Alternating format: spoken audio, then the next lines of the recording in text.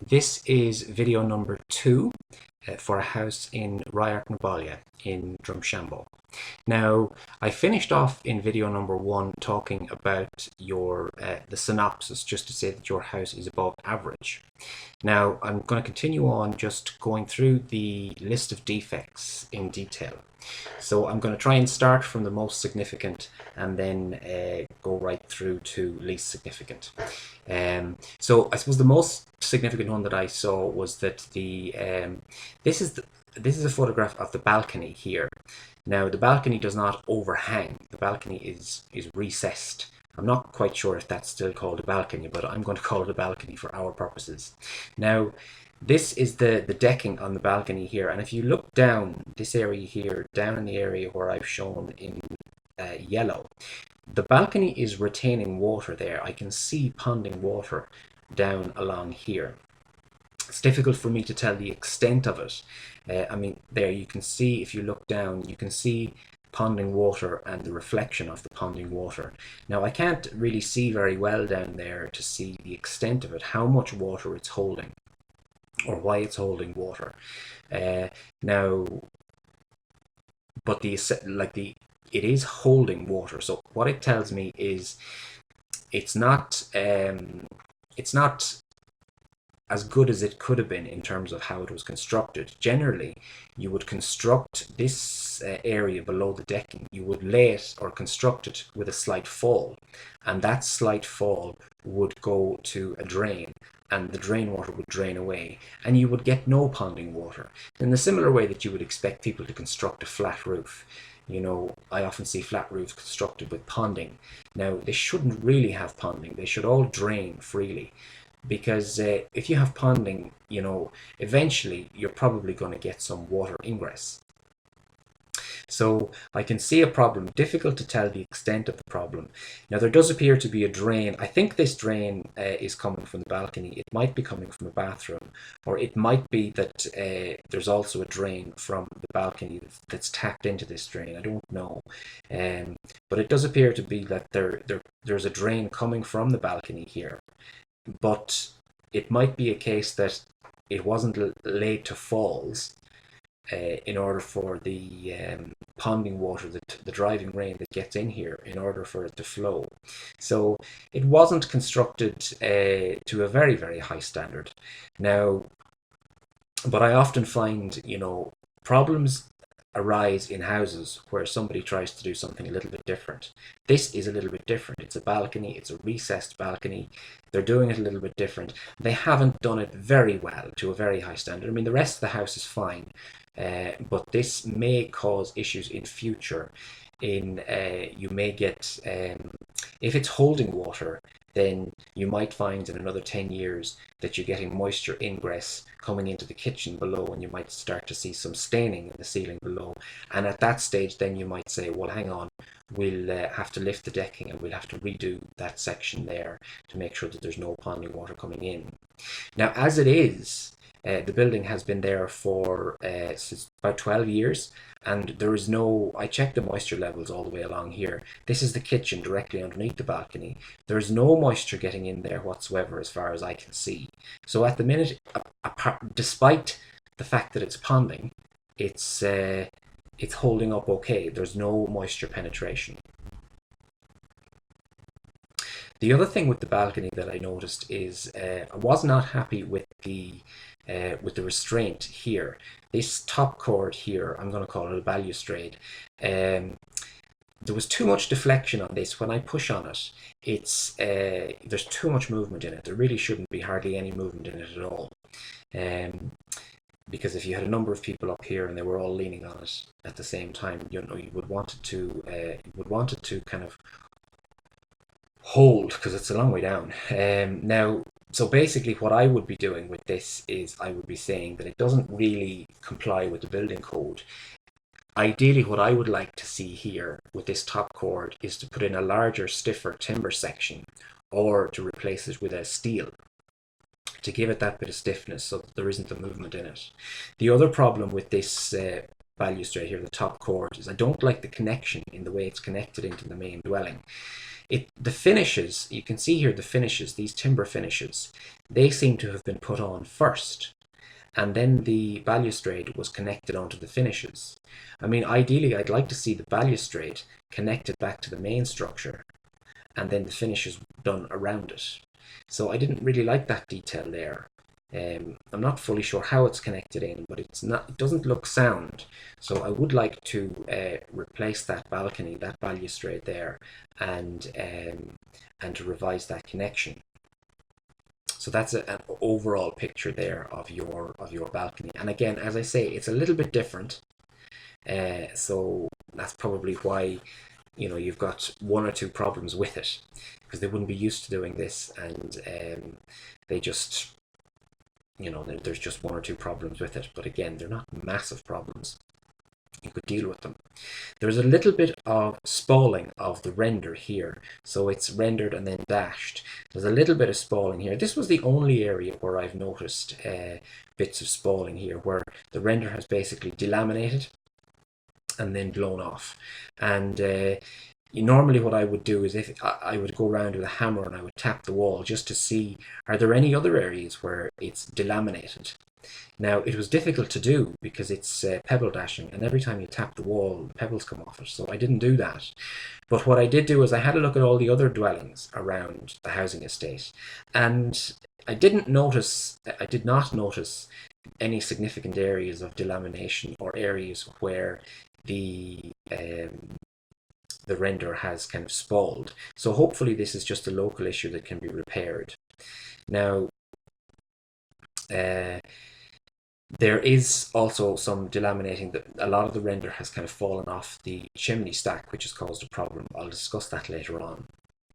So first of all, this one, it seems to be just a local issue. Now, I'll go on to the next page. That's a close-up of it there. So it's all come off, and that's basically the blockwork leaf exposed. So I would just repair that locally. Now, this area here is also a little bit of delamination of the reveal. The top reveal around the window has delaminated, and again, it just seems to be a local failure of plaster, and that's a close-up of it there. You can see that's cracked, and this whole section of render is loose and is ready to fall down. So the bit that's connected to the concrete lintel, so that just needs to be redone. And okay, so the chimney. I said I was going to mention the chimney. Internally, this is the chimney stack internally on the ground floor. They haven't actually cut. This is like plasterboard, so presumably they were going to cut out a section of this and put in the chimney after, or put in the fireplace afterwards, and they never got around to doing it. They would have probably just started to cut here and then, work their way back, just because they wouldn't know where the studs were. Now, you'll notice here that there is some staining on this. See the staining there, moisture staining here, here, here. So throughout the height of that along the chimney stack, there is moisture coming in. There isn't really any obvious here or here. Now, it may be a case that a slight service void has been, constructed here, or possibly along this side. So that's why I can only see it here along the middle. I'm not sure, to be honest with you. But when I put the moisture meter on it, it's not very wet, but it is wet, so it is still active. There is still moisture coming in, and it's only very slightly elevated moisture levels, but there's moisture coming in and it needs to be dealt with. Now, if you go up and you look on the next floor, you can't see the chimney stack on the next floor because it's a 1.5-story construction. So they basically, this wall here is not at the edge of the building. It's been in about 1 meter or so, because it's very small space that you get here anyway. So the chimney stack it's essentially hidden here. So although there will be moisture damage behind there, I can't see the extent of it, and there's no access anywhere along this kind of there's going to be a void, triangular void behind here. There's no access to it at any location, so I can't really see what's going on. So I would recommend, or it would have been nice to have had an access location, whether it's in this room or in the next room, it would have been nice to have had some sort of an access so that you could visually examine where exactly the moisture is coming in and how much damage has been done. I wouldn't expect there to be a lot of damage, but you know, it would be nice to be able to go in and have a look at it just to see where exactly it's coming in and how best to deal with it. Now, if you look externally, you can see here that they have used these plastic corners here.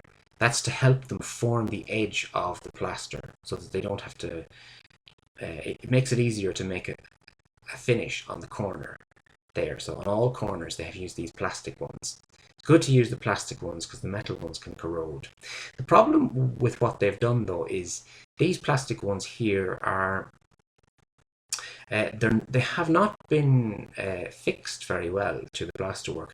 I mean, what they seem to have done was they've put a little bit of plaster on and then they pushed in these angles onto the plaster and then plastered over it again. So there's no real positive fixing of these, let's say, these angle beads to the masonry. And these beads are loose. They are kind of, you know, when I push on them, they're quite loose. And that's why a lot of the, you can see here that all of the render has come off this one.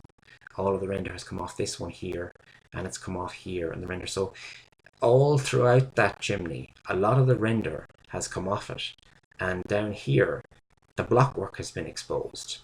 So this is a close-up of it here. You can see here that the render has come off this, these angles, these plastic angles, and this plastic angle here. All the render has come off it. All the chippings are gone there. And the blockwork is exposed here. So driving rain will go in. The blockwork will get saturated very quickly because it's the render that keeps out the moisture. As long as the render is in good condition and it doesn't have any cracks, that render will keep out the moisture. But the block itself will soak up moisture very, very quickly because it's porous. So that's where your moisture is going to be getting in for sure. Now it might also be getting in at the top, but it's definitely going to be getting in there. So this chimney needs to be redone to stop that moisture coming in. So, but it can all be done externally. You probably wouldn't need to do any work internally. As long as the problem is resolved externally, that should probably be the end of it. Now again, as I say, I would open up a panel here just to have a look at that timber, make sure everything is okay, but I wouldn't expect there to be any problem at all. Now, so if I move on, and I'll just move on here, there was one location, and only one location, where I noticed this chimney beading here was fixed with a nail, but the nail was completely rusted and corroded, and the nail had actually snapped. But apart from that, it appears that these angles were just sort of pushed into the plaster and then plastered over again, but it's not been good enough, and they're not holding, so it does need to be redone. You need to get a plasterer in to redo the chimney.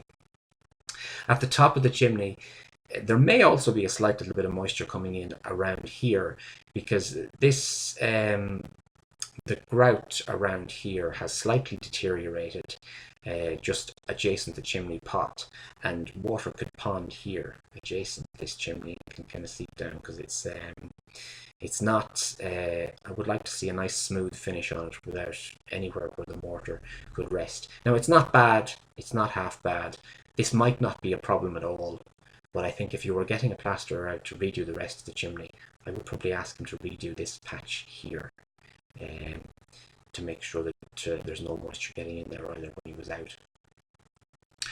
Okay, it's about 14 minutes now. So what I'm going to do is I'm going to stop this video here, and I will continue on in video 3 to talk about the drainage.